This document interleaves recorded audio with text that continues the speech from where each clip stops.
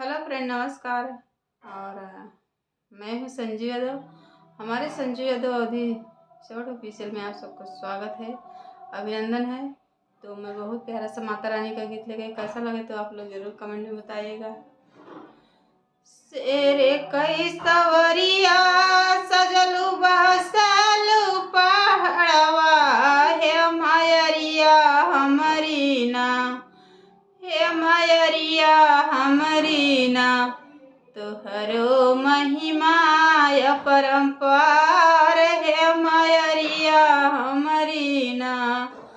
शेर कई सवरिया सजलू बसलू पहाड़वा, हे मायरिया हमरी ना।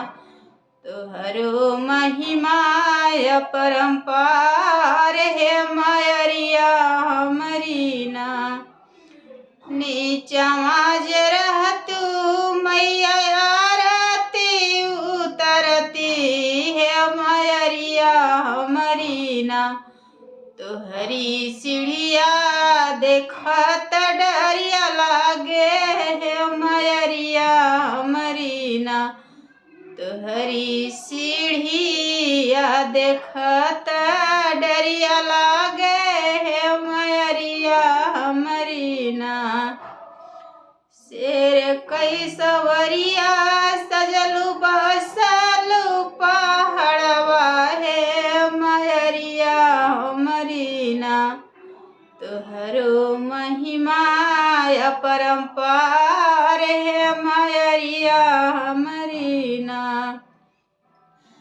नीचवा जे रहतू मैया भोगवा लगवती, हे मायरिया हमरी ना।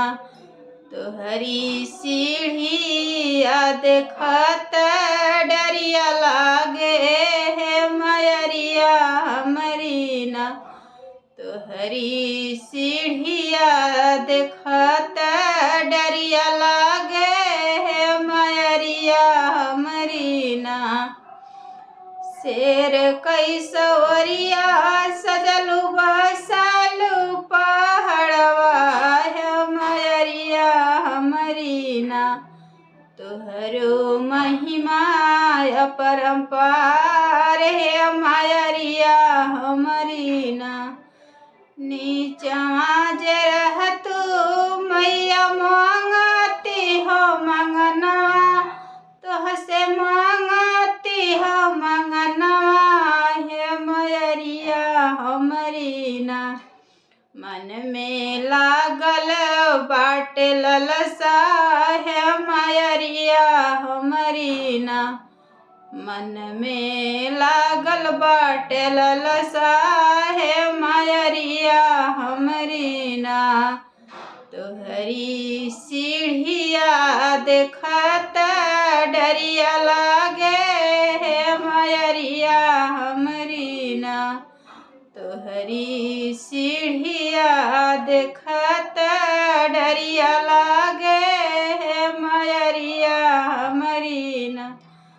शेर कई सवरिया सजलू